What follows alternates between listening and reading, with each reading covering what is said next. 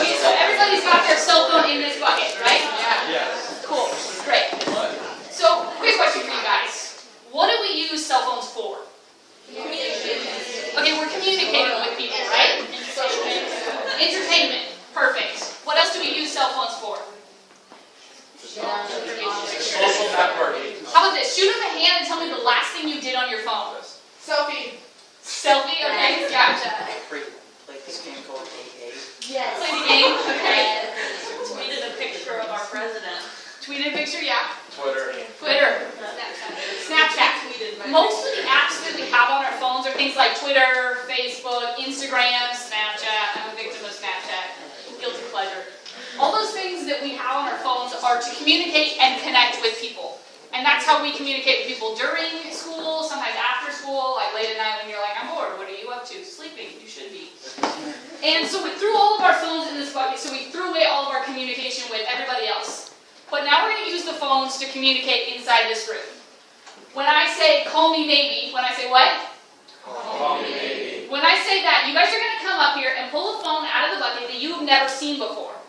Then, you guys are going to go ahead and find the person that it belongs to. Now, it's going to get a little tricky because someone's going to be trying to Somebody needs to get a hold of you. Is someone going to call?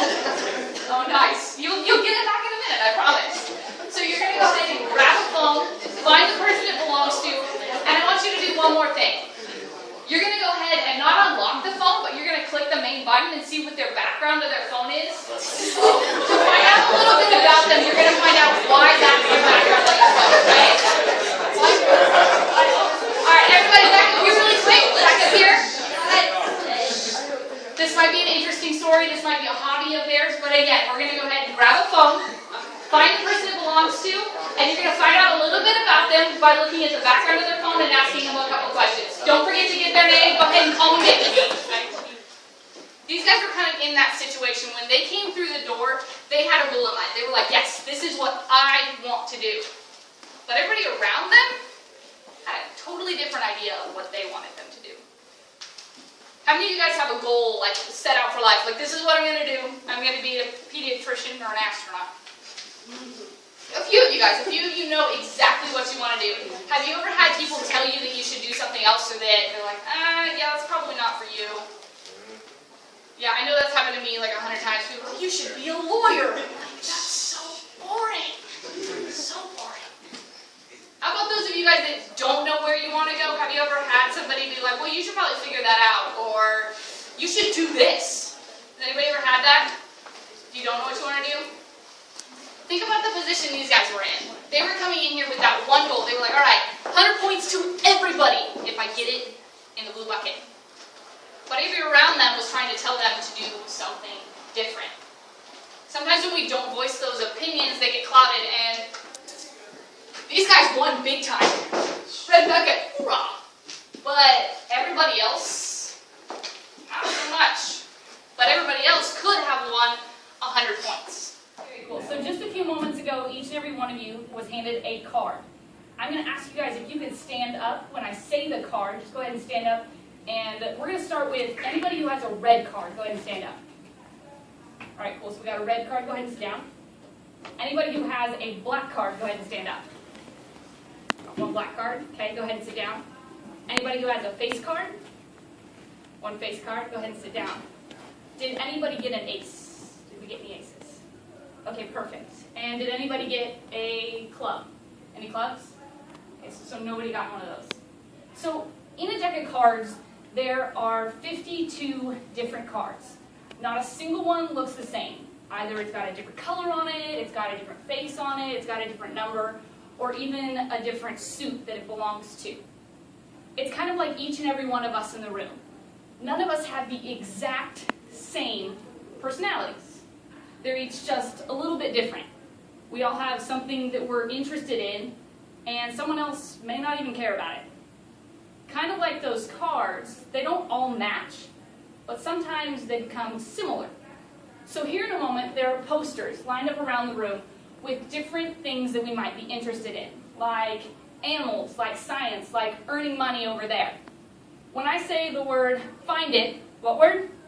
Find it. Oh, come on, what word? Find it. Find it. You guys are going to go find one of those posters that you guys find yourself interested in. Next to those posters are a couple of sticky notes. You're going to find yourself under a poster, and you're going to find something that you like about that poster, and make it even deeper. So if I went over to the poster that says animals, maybe I'm interested in horses. I'm going to write horses down and slap it on the poster. Everybody, how many of you have ever been on a team of any kind? For those of you that haven't, welcome aboard because you are officially on a racing team. Here, don't matter though. Don't matter. Because here's the goal. I need your entire team to cross the finish line at the exact same time. If you do not, you will be sent back to the beginning and then again to the finish line. Your entire team must cross the finish line in order for you to get the points. Okay, does everybody understand? Yes.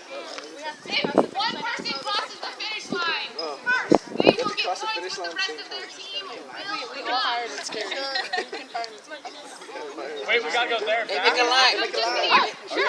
Put your arms together, guys. This time. We gotta cross the line at exactly the same time. Exactly the same time. If you do not cross the line at the exact same time, you will be sent back again. One person crosses the line, that person will get points, but the rest of their team will not. On the count of 3. 1, 2, 3, go! When one person crosses the finish line first, that person is considered a winner. In this case, when they bring their entire team along, they're still crossing the finish line first. They're still considered a winner, but they brought their entire team along with them. It's not easy. As you guys know, you had to do it several times. It can be hard. You can trip or get pushed, in some sense, backward or forward, whatever it may be. But no matter what, these guys were all considered winners because they took that time and they stepped back, they lined up, and I watched them at the very end. They all took that step together. Some of them raced to the front, but they waited along for the rest to join them. I want you guys to go ahead and think about that as we take this back upstairs into the room. Gentlemen,